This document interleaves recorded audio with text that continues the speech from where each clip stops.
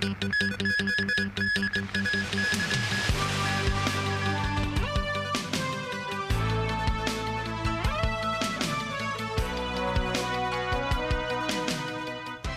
and welcome to TVB News. Health officials said Hong Kong has seen an increase in its daily COVID infection caseload over the past week. This as the city reported more than 8,000 new COVID infections today, 533 of which were imported. However, authorities announced there will be a further relaxation of the PCR screening arrangement for all inbound travelers from next week, given the city's coronavirus death toll and number of imported cases have stabilized. Christy Khan has more.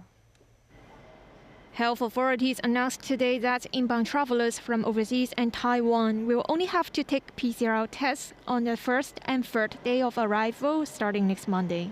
Given the fact that most of the imported cases could be screened via the first two PCR tests over the past few months, according to the officials, the authorities decided to further relax the PCR testing arrangements. 21日舉行，即係開始生效。 The relaxed measure will take effect from the 21st of November. Starting from today, people who arrive need not to undergo the PCR test on days 4 and 6. So I must stress that we have not changed the medical surveillance arrangement. The Undersecretary said the new measure aims to strike a balance between the need for medical surveillance and the impact on arrivals, adding that the Omicron subvariant has a shorter incubation period. In terms of easing the daily rapid antigen testing arrangements for arrivals, the health officials said they still need more data to examine the situation. Whether there's room for reducing the number of days using RIT, I would say this is too early to comment, too early to conclude right now. Maybe we actually cut the PCR for day 0 and day 2, and then we can look at the data again, see whether we can actually further streamline the RIT testing. Meanwhile, the first batch of BioNTech bivalent booster vaccine, which targets the BA.5 Omicron subvariant, is expected to arrive in Hong Kong by the end of the month. The authorities said residents will have one more option if they opt to take the fourth COVID jab next month. Christy Khan, TVB News. Starting today, the government will no longer require designated premises to actively check their visitors' vaccination passes, along with granting entry to Amber Health Code carriers. But authorities announced last night that movie theaters and public ice skating rinks will continue to have their active checking policy. Timothy Lee tells us more. Here in Kowloon City Market this morning, visitors could enter the wet market by simply scanning their Leave Home Safe apps, no longer requiring their vaccination passes actively checked.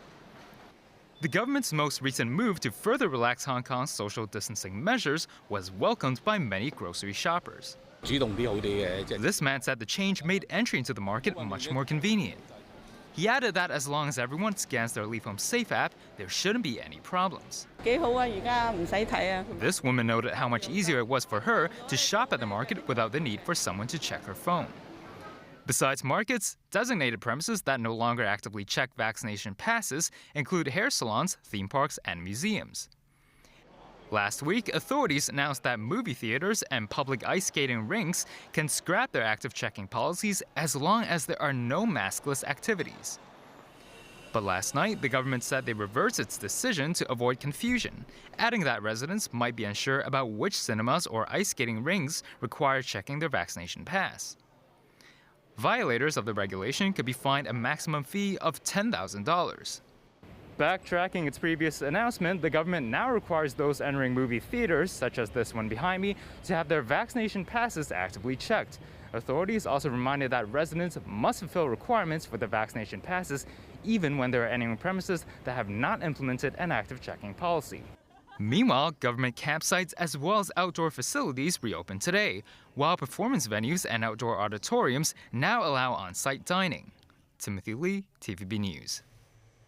2 former Cathay Pacific air crew members were convicted of breaching anti-COVID rules last December. The sentencing has been adjourned to December 1st, and the duo will be remanded in custody. The 2 defendants, Wong Yun Lung and Lau Lok Wang, allegedly left their residence for non-essential activities during the 21-day self-isolation period. They later came down with Omicron, which led to a cluster outbreak in Hong Kong.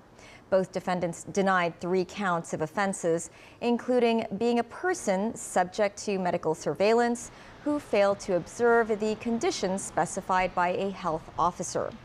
The Eastern Magistrates Court ruled that it was unreasonable for the duo to think that they could visit friends and dine out during the surveillance period.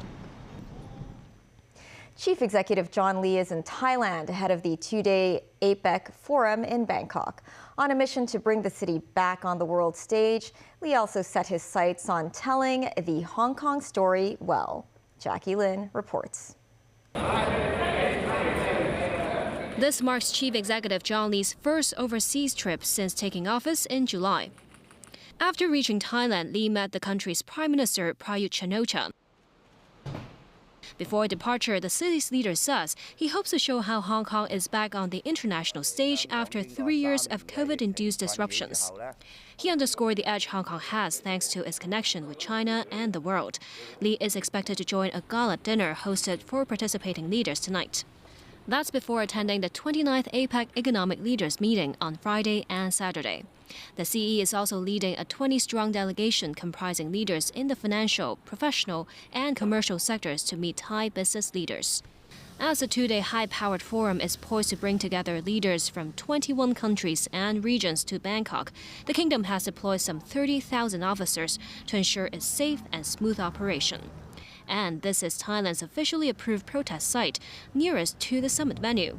It still takes at least 20 minutes of driving to reach the convention center. Some protesters came all the way from southern Thailand. Normal people think that we don't get really benefit from APEC. Local community, local people cannot participate in.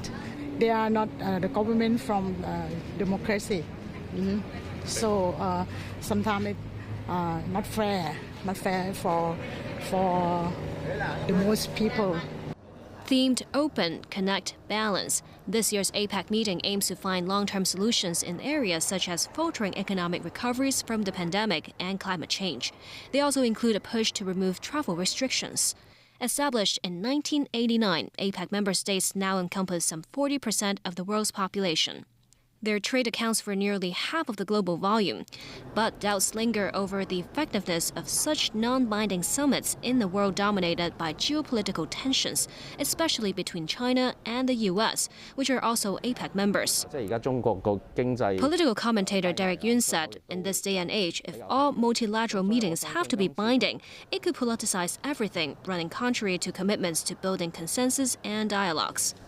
Yun added the future belongs to Asia, and Asia's importance should be spotlighted with international summits as such. Jackie Lin, TVB News.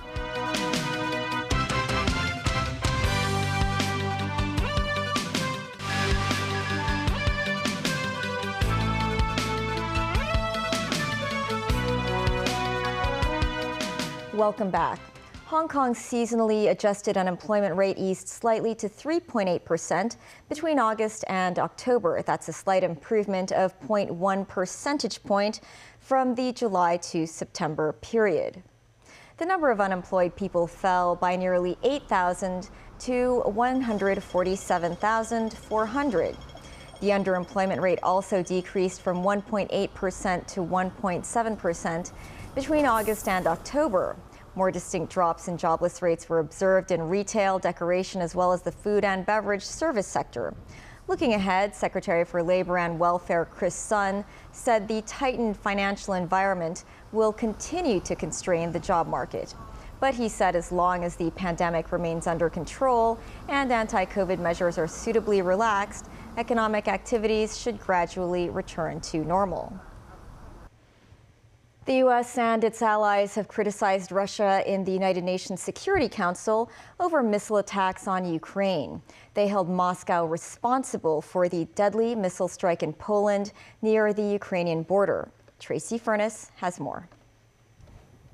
Military alliance NATO and member Poland said the missile that crashed inside Poland near the Ukrainian border was probably a stray fired by Ukraine's air defenses and not a Russian strike. The development eased international fears that the war could widen. Ukrainian President Volodymyr Zelensky, however, was adamant the missile was not Ukrainian. As US President Joe Biden arrived back at the White House from the G20 summit in Bali, he was asked by reporters his reaction to Zelensky's stance. Mr. President, what's your reaction to President Zelensky saying that the missiles that landed in Poland were not Ukrainian? That's not the evidence. Meanwhile, some members of the United Nations Security Council criticized Russia for the missile that killed 2 in Poland. Poland's ambassador to the United Nations said it would never have happened but for Russia's needless invasion of Ukraine. No matter what was the particular course of the events in Przewodów, that fatal afternoon, those innocent people would not have been killed if there had been no Russian war against Ukraine.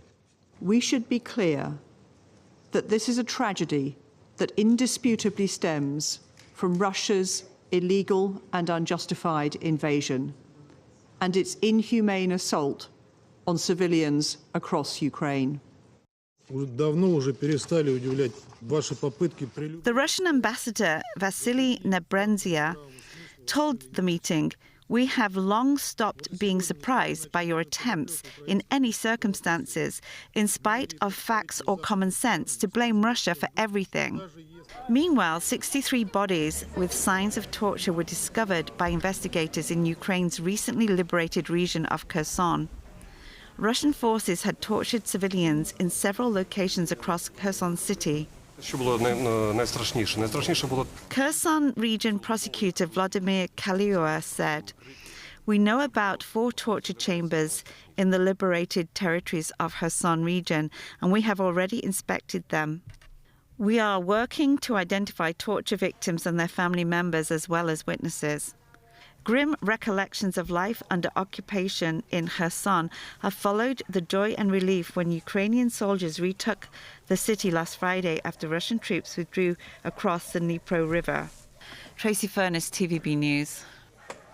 And back to the city, Hong Kong Customs has seized over 100,000 counterfeit football jerseys worth around $50 million. In a 2-week-long special operation, customs officials said they found over 90,000 fake jerseys in trucks at the Shenzhen Bay and Hong Kong-Zhuhai-Macau bridge control points. Most of them are the latest version of the national team jerseys, as companies are believed to wish to cash in on the World Cup craze. Both the quantity and value of the seized goods broke the record of a single operation. 15 people were arrested. And that is the news. Thanks for watching. Bye for now.